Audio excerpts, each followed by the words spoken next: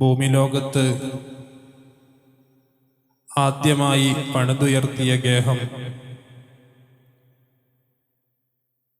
പരിശുദ്ധ കഅബയാണ് എന്നും ആദം നബി അലൈഹിസ്സലാമാണ് ആദ്യ പള്ളി നിർമ്മാണത്തിന് തുടക്കം കുറിച്ചത് എന്നും ശേഷം മഹാന്മാരായ പ്രവാചകന്മാർ ആ ഒരു കർമ്മത്തെ അനുസ്യൂതം അനുകരിക്കുകയും അന്ത്യപ്രവാചകനായ അഷ്റഫുൽ ഖൽഖ് മുഹമ്മദ് മുസ്തഫ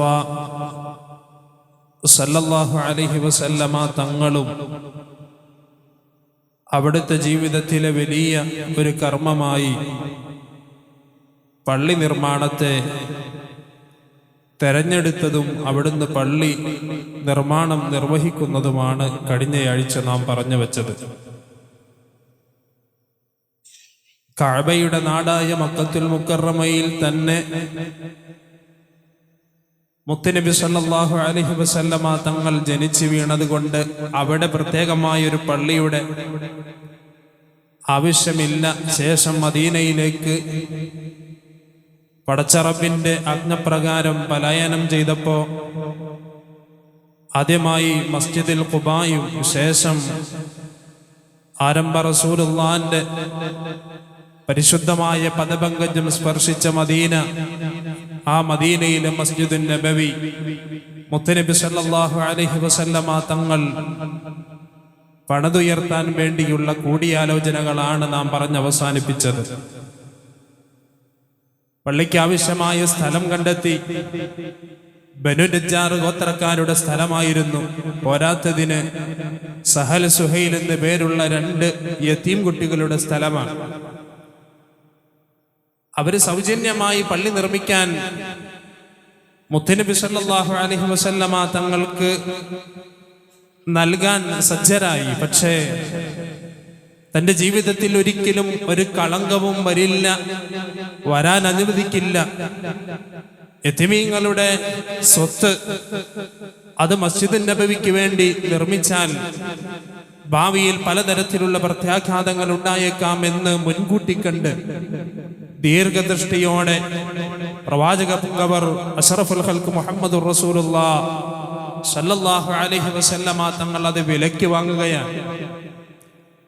വിലയെല്ലാം ഉറപ്പിച്ച്, പക്ഷേ പണം കൊടുക്കാൻ കയ്യിൽ പൈസയില്ല, കാശില്ല.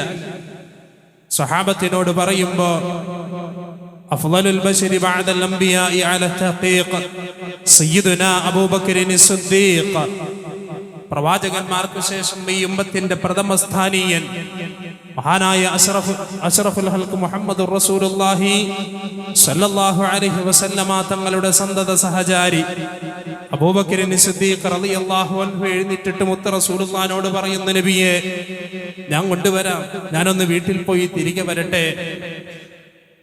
അബൂബക്കർ സിദ്ദീഖ് റളിയല്ലാഹു അൻഹു വീട്ടിലേക്ക് ചെല്ലാൻ അബൂ ഖുഹാഫ എന്ന തന്റെ പിതാവ്, വയോവൃദ്ധനായ പിതാവ് വീട്ടിലുണ്ട്. പിതാവിന്റെ കൈവശം കുറഞ്ഞ പൈസയുണ്ട്.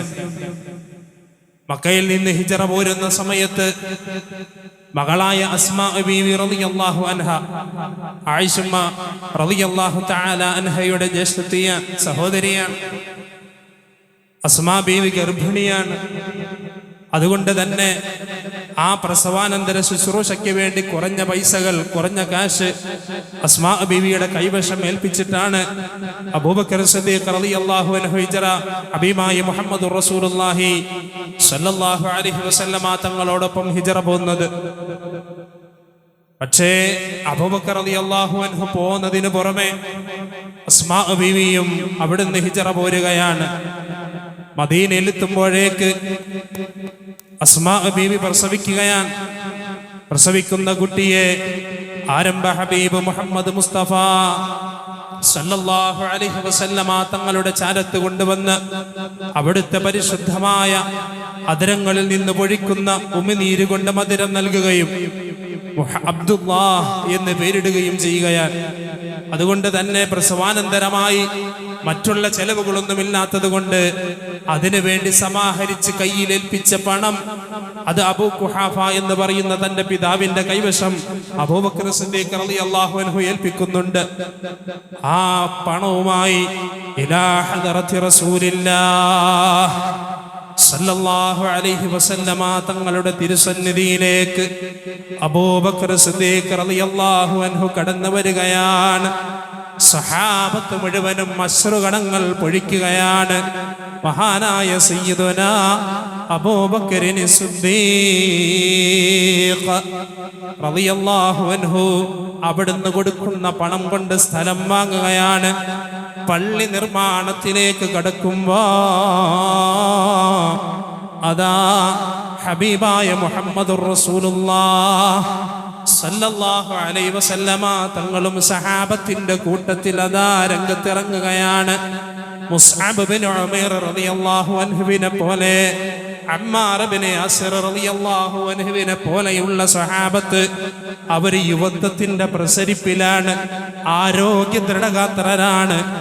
പള്ളിക്ക് വേണ്ടിയുള്ള തൂണുകൾക്ക് വേണ്ടി, മെയ്യുന്നതിന് വേണ്ടിയുള്ള ഈന്തപ്പനയോലകൾക്ക് വേണ്ടി അവർ ശേഖരിക്കാൻ വേണ്ടി പോയിരിക്കുകയാണ്. മഹാനായ മുസ്അബ് ബിൻ ഉമൈർ റളിയല്ലാഹു അൻഹു, അമ്മാർ ബിൻ യാസിർ റളിയല്ലാഹു അൻ, അവർ രണ്ടുപേരും തിരിച്ചു വരുമ്പോൾ കാണുന്ന കാഴ്ച ആരംഭ ഹബീബ് മുഹമ്മദ് മുസ്തഫ സല്ലല്ലാഹു അലൈഹി വസല്ലമ തങ്ങളുടെ ശരീരത്തിൽ മുഴുവനും പൊടിപടലങ്ങളെ കൊണ്ട് നിറഞ്ഞ് മണ്ണിനാലുള്ള ഒരു രൂപമായി ഒരു പ്രതിമയെ പോലെ ഹബീബ് മുഹമ്മദ് മുസ്തഫ സല്ലല്ലാഹു അലൈഹി വസല്ലമ തങ്ങളെ കാണുകയാണ്. മുസ്അബ് ബിൻ ഉമൈർ റളിയല്ലാഹു അൻഹു മുത്ത് റസൂലുള്ളാഹിനോട് പറയുന്നു, യാ റസൂലല്ലാഹ്, നബിയേ അങ്ങ് ഈ പണിയെടുക്കണ്ട നബിയേ, അങ്ങ് മണ്ണ് വാരണ്ട, അങ്ങ് കല്ല് ചുമക്കണ്ട നബിയേ,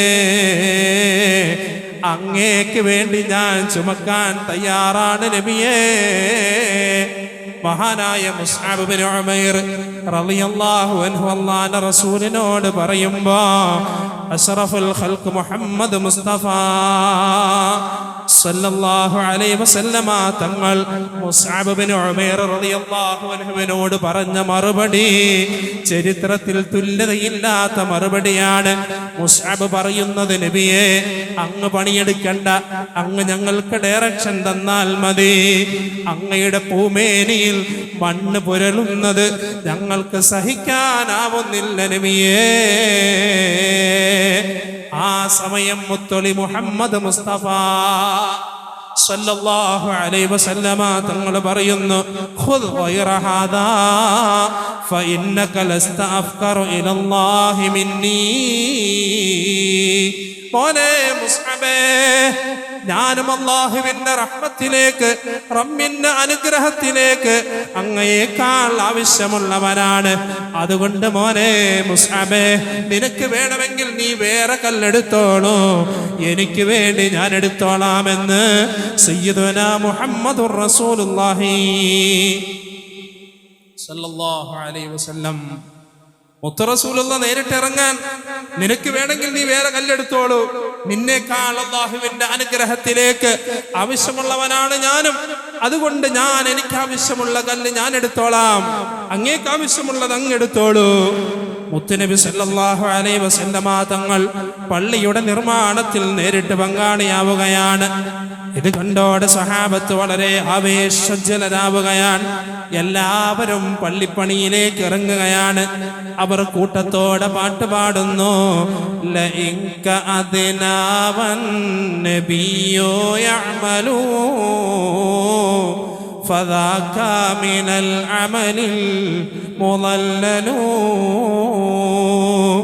ലോകത്തിന്റെ നേതാവായ മുഹമ്മദ് മുസ്തഫ സല്ലല്ലാഹു അലൈഹി വസല്ലമ തങ്ങൾ അതാ പരിശുദ്ധമായ പൂമേനി കൊണ്ട് പണിക്കിറങ്ങുമ്പോ നമ്മൾ എങ്ങനെയാണ് ഇറങ്ങാതിരിക്കുക? അങ്ങനെ എങ്ങാനും ഇറങ്ങാതിരുന്നാൽ ഏറ്റവും വലിയ അധിപതനത്തിന്റെ ആഴിയിലേക്ക് ആമ്പതിക്കുന്നവർ നമ്മളാവില്ലേ? എല്ലാവരും സ്വമേധയ പള്ളി നിർമ്മാണത്തിലേക്ക് ഇറങ്ങുകയാണ്. 1 രൂപ പോലും വേതനമില്ലാതെ സ്വമേധയ സേവന സന്നദ്ധരായിട്ടാണ് സഹാബത്ത് പള്ളി നിർമ്മാണത്തിൽ പങ്കെടുക്കുന്നത്. ആകെ കൂലിയായി അവർക്ക് മുഹമ്മദുർ റസൂലുള്ളാഹ് സല്ലല്ലാഹു അലൈഹി വസല്ലമ തങ്ങൾ നൽകുന്നത് ഒരു നിറഞ്ഞ പ്രാർത്ഥനയാണ്. അല്ലാഹുമ്മ ഇന്നൽ അജ്റ അജ്റുൽ ആഖിറ ഫർഹമിൽ അൻസാരി വൽ മുഹാജിറ. അല്ലാഹുവേ, എന്റെ ഈ സഹാബത്തിന് ആഖിറത്തിലേക്ക് വലിയ പ്രതിഫലം നൽകണേ. അൻസാറുകൾക്കും മുഹാജിറുകൾക്കും നീ റഹ്മത്ത് ചൊരിയണേ. മുത്ത് റസൂലുള്ളാഹി അവർക്ക് വേതനമായി നൽകുന്ന ദുആയാണ്. അവിടുന്ന് ദുആ ചെയ്യുകയാണ്. നോക്കൂ മുഅ്മിനീങ്ങളെ, 7 ദിവസം 7 മാസം അബൂ അയ്യൂബ് അൽ അൻസാരി റളിയല്ലാഹു അൻഹുവിന്റെ വീട്ടിൽ താമസിച്ച് സ്വന്തം വീടിനെ കുറിച്ച് മുത്തുനബി സല്ലല്ലാഹു അലൈഹി വസല്ലമ തങ്ങൾ ചിന്തിച്ചിട്ടില്ല. ആ സമയം കൊണ്ട് 2 പള്ളികളാണ് മുത്തുനബി സല്ലല്ലാഹു അലൈഹി വസല്ലമ തങ്ങൾ പണികഴിപ്പിച്ചത്. അത് ഇസ്ലാമിന്റെ ഒരു പ്രത്യേകതയാണ്. ആഫ്രിക്കയിലേക്ക് വിശുദ്ധമായ ഇസ്ലാം പ്രബോധനത്തിന് ചെല്ലുന്നത് മഹാനായ അംർ ബിൻ ആസാൻ ഇന്നും ഈജിപ്തിന്റെ തലസ്ഥാനമായ കെയ്റോയിൽ മസ്ജിദ് അംർ ബിൻ ആസ് വളരെ അലങ്കാരമായി, ഈജിപ്തിന്റെ അലങ്കാരമായി നിലകൊള്ളുകയാണ്. അതേപോലെ തന്നെ നമ്മുടെ കേരളക്കരയിലേക്ക് സഹാബത്ത് കടന്നു വരുമ്പോ മാലിക് ബിൻ ദീനാർ റളിയല്ലാഹു അൻഹുവിന്റെ നേതൃത്വത്തിലുള്ള സഹാബത്ത് കടന്നു വന്ന് ഇവിടെയുള്ള രാജാവിനോട് ആദ്യം ആവശ്യപ്പെടുന്നത് റബ്ബിന് സുജൂദ് ചെയ്യാൻ ഒരു പള്ളി നിർമ്മിക്കാൻ ഞങ്ങൾക്ക് സ്ഥലം തരണമെന്നാണ്. ചരിത്രം പരിശോധിക്കുമ്പോ താൽക്കാലികമായ ഭവനം നിർമ്മിക്കുന്നതിന് മുമ്പ് ശാശ്വതമായ ഭവനമാണ് മഹാന്മാരായ സഹാബത്ത് പണിതത്. സ്വന്തം ഭവനത്തെക്കാൾ അള്ളാഹുവിന്റെ ഭവനത്തെ സ്നേഹിച്ച ഒരു തലമുറ കടന്നുപോയി എന്നർത്ഥം. പള്ളികൾ എന്ന് പറയുന്നത് റബ്ബിന്റെ ശിആറാണ്. ആ പള്ളികൾ അള്ളാഹുവിന്റെ ശിആറുകളായ പള്ളികൾ, അതിനെ ആദരിച്ചവർക്ക് വലിയ പ്രതിഫലമാണ് വിശുദ്ധമായ ഖുർആൻ വാഗ്ദാനം ചെയ്യുന്നത്. വമൻ യുഅല്ലിം ശആഇറല്ലാഹി ഫഇന്നഹാ മിൻ തഖ്വൽ ഖുലൂബ്. ഹൃദയത്തിൽ ഭയഭക്തിയുള്ള തഖ്വയുള്ള ആളുകളുടെ അടയാളമാണ് റബ്ബിന്റെ ശിആറുകളെ ആദരിക്കുക എന്നത്. അള്ളാഹുവിന്റെ ശിആറുകളെ ആദരിക്കുക എന്നത് അത് റബ്ബിൽ ഭയഭക്തിയുള്ള തഖ്വയുള്ള അള്ളാഹുവിനെ അനുസരിച്ച് ജീവിക്കുന്ന, റബ്ബിനെ വഴിപ്പെടുന്ന യഥാർത്ഥ മുസ്ലിമിന്റെ വിശ്വാസിയുടെ അടയാളമാണ് എന്ന് വിശുദ്ധമായ ഖുർആൻ പഠിപ്പിക്കുകയാണ്. അള്ളാഹുവിന്റെ ശിആറുകൾ അതിനെ എക്കാലവും നിലനിർത്തണം. ശിആറുകൾ സംരക്ഷിക്കപ്പെടണം. പള്ളികൾ അള്ളാഹുവിന്റെ ശിആറുകളാണ് എന്നതുപോലെ തന്നെ പടച്ച റബ്ബിന്റെ ശിആറുകളാണ് ഹജ്ജും ഉംറയും ഉദ്ഹിയ്യത്തുമെല്ലാം. അവകളെല്ലാം നിലനിൽക്കണം. ഒരിക്കലും ആ കാര്യങ്ങൾ നിന്നു പോകാൻ പാടില്ല. നോക്കൂ നിങ്ങൾ, ഹജ്ജ് കോവിഡ് മഹാമാരി ലോകത്ത് മുഴുവനും സംഹാര താണ്ഡവമാടിയപ്പോഴും ഹജ്ജ് നിന്നിട്ടില്ല. ലിമിറ്റേഷനുകൾ വെച്ചുകൊണ്ട് വളരെ സുതാര്യമായ രീതിയിൽ ആ ഹജ്ജിന്റെ കർമ്മങ്ങൾ അവിടെ നടക്കുകയുണ്ടായി. നമ്മുടെ നാട്ടിൽ നിന്നും പരിസര നാടുകളിൽ നിന്നും ഒക്കെ നമ്മുടെ കുടുംബത്തിൽ നിന്നും വേണ്ടപ്പെട്ടവരിൽ നിന്നും പലരും ഹജ്ജിനായി യാത്ര തിരിച്ചു. വരുന്ന ദിവസങ്ങളിൽ യാത്ര തിരിക്കാനിരിക്കുന്നു. എല്ലാവർക്കും അല്ലാഹു ഖൈർ നൽകട്ടെ. മഖബൂലും മബ്റൂറുമായ ഹജ്ജും ഉംറയും മർദിയായ സിയാറത്തിനും അല്ലാഹു തൗഫീഖ് നൽകട്ടെ. അല്ലാഹു തആല അവരുടെ എല്ലാ കർമ്മങ്ങളും മുറ പോലെ നിർവഹിക്കാൻ തൗഫീഖ് നൽകട്ടെ. വിദൂരമല്ലാത്ത ഭാവിയിൽ വിശുദ്ധമായ ഗേഹങ്ങളിലേക്ക് എത്താൻ അല്ലാഹു നമുക്കും തൗഫീഖ് നൽകട്ടെ. പരിശുദ്ധമായ ഹജ്ജ് കർമ്മം നിർവഹിക്കണമെന്ന് റബ്ബ് നിർദ്ദേശം നൽകിയ ശേഷം അള്ളാഹു അതിനോടൊപ്പം ചേർത്ത് പറഞ്ഞ പടച്ച റബ്ബിന്റെ ഉന്നതമായ ശിആറുകളിൽപ്പെട്ട ഒരു ശിആറാണ്, പുണ്യകർമ്മമാണ് ഉദ്ഹിയ്യത്ത് എന്ന് പറയുന്നത്. റബ്ബിന്റെ ശിആറാണ്, ദീനിന്റെ അടയാളമാണ്. അതിനെ സംരക്ഷിക്കപ്പെടണം, അവ എക്കാലവും നിലനിൽക്കപ്പെടണം. നോക്കൂ നിങ്ങൾ, വിശുദ്ധമായ ഖുർആനിലൂടെ കഅബ നിർമ്മാണത്തിന് ശേഷം അല്ലാഹു സുബ്ഹാനഹു വ തആല ഇബ്രാഹിം നബി അലൈഹിസ്സലാമിനോട് പറയുന്നുണ്ട്, വഅൻദിം ഫിന്നാസി ബിൽ ഹജ്ജി യഅതൂക റിജാലൻ വഅലാ കുല്ലി ദാമിരിൻ മിൻ കുല്ലി ഫജ്ജിൻ അമീഖ ليشهدوا منافع لهم ويذكروا اسم الله في أيام معلومات على ما رزقهم من بهيمة الأنعام فكلوا منها وأطعموا البائس الفقير. അല്ലാഹു സുബ്ഹാനഹു വ തആല ഇബ്രാഹിം നബി അലൈഹിസ്സലാമിനോട് പറയുകയാണ്, وأذن في الناس بالحج يأتوك رجالا وعلى كل ضامر يأتين من كل فج عميق. ഇബ്രാഹിം നബിയെ, അങ്ങ് ഹജ്ജിന് വേണ്ടി ജനങ്ങളെ വിളിക്കണേ, ജനങ്ങൾക്ക് അങ്ങ് ഹജ്ജിനെ കുറിച്ച് വിളംബരം നടത്തണേ. അവർ നടന്നുകൊണ്ടും വിദൂരമായ സ്ഥലങ്ങളിലൂടെ, മലമ്പാതകളിലൂടെയും അതുപോലെ ഒട്ടകങ്ങളിലൂടെയും ഒക്കെ അവർ അങ്ങയുടെ അടുത്ത് വന്നുകൊള്ളും, അങ്ങയുടെ വിളിക്ക് ഉത്തരം നൽകിക്കൊള്ളും. എന്തിനാണ് ഹജ്ജിന് വരുന്നത്? ലിയശ്ഹദൂ മനാഫിഅ ലഹും വയദ്കുറു സ്മല്ലാഹി ഫീ അയ്യാമിൻ മഅലൂമാത് അലാ മാ റസഖഹും മിൻ ബഹീമത്തിൽ അൻആം فكلوا منها وأطعموا البائس الفقير. അവർക്ക് ഉപകാരമുള്ള, അവർക്ക് പ്രയോജനകരമായ കാര്യങ്ങളിൽ സാക്ഷിയാകാൻ വേണ്ടിയാണ് അവർക്ക് അല്ലാഹു തആല നൽകിയിട്ടുള്ള നാൽക്കാലി മൃഗങ്ങളെ നിശ്ചിതമായ ദിവസങ്ങളിൽ അവന്റെ പേരുകൾ ഉച്ചരിച്ചുകൊണ്ട് ബലി കഴിക്കാനും വേണ്ടിയാണ്. അങ്ങനെ അവയിൽ നിന്ന് അവര് തിന്നുകയും അതുപോലെ ഫഖീർമാരായ ദരിദ്രരായ ആളുകൾക്ക് ഭക്ഷിക്കാൻ കൊടുക്കുകയും ചെയ്യണേ. അല്ലാഹു സുബ്ഹാനഹു വ തആല ഇബ്രാഹിം നബി അലൈഹിസ്സലാമിനോട് വിളംബരം നടത്താൻ പറഞ്ഞിട്ട്, ഹജ്ജിന് വേണ്ടി ക്ഷണിക്കാൻ പറഞ്ഞിട്ട് ഇബ്രാഹിം നബിയോട് അല്ലാഹു തആല വിളംബരം നടത്തുന്നത് പരിശുദ്ധമായ ദീനിന്റെ ശിആറുകളിൽ പ്രബലമായ ഉദ്ഹിയ്യത്തിനെ കുറിച്ചാണ്. 4 കാര്യങ്ങളാണ് ഈ ഒരു ആയത്തിലൂടെ അല്ലാഹു സുബ്ഹാനഹു വ തആല പഠിപ്പിക്കുന്നത്. ഒന്ന്, ഹജ്ജിന് അങ്ങ് മാലോകരെ ക്ഷണിക്കണം. അങ്ങനെ ക്ഷണിച്ചപ്പോൾ മഹാന്മാര് പറയുന്നു, ഫഅജാബഹു കുല്ലു മൻ കതബ ലഹു അയ്യ ഹുജ്ജ മിൻ അസ്ലാബിർ റിജാലി വഅർഹാമിൽ ഉമ്മഹാതി ലബ്ബൈക അല്ലാഹുമ്മ ലബ്ബൈക. മാതാവിന്റെ ഉദരങ്ങളിലും പിതാവിന്റെ ബീജത്തിലുമായിരുന്ന, മുതുകിലുമായിരുന്ന സർവ്വ ആളുകളും ആ ഇബ്രാഹിം നബി അലൈഹിസ്സലാമിന്റെ വിളിക്ക് ഉത്തരം നൽകി. ലബ്ബൈക അല്ലാഹുമ്മ ലബ്ബൈക, അങ്ങേക്ക് അതാ അല്ലാഹുവിന്റെ വിളിക്ക് ഞങ്ങൾ ഉത്തരം നൽകുന്നുവെന്ന് ഉത്തരം നൽകിയവർ, ഇബ്രാഹിം നബിയുടെ ആ വിളിക്ക് ഉത്തരം നൽകിയ ആളുകൾ, റിപ്ലൈ ചെയ്ത ആളുകൾ, അവർ പരിശുദ്ധമായ ഹജ്ജിന് വേണ്ടി, ഉംറയ്ക്ക് വേണ്ടി എത്തിച്ചേരും. അതെങ്ങനെയാണ്? അതൊരു അഭൗതികമായ നടപടിക്രമമാണ്.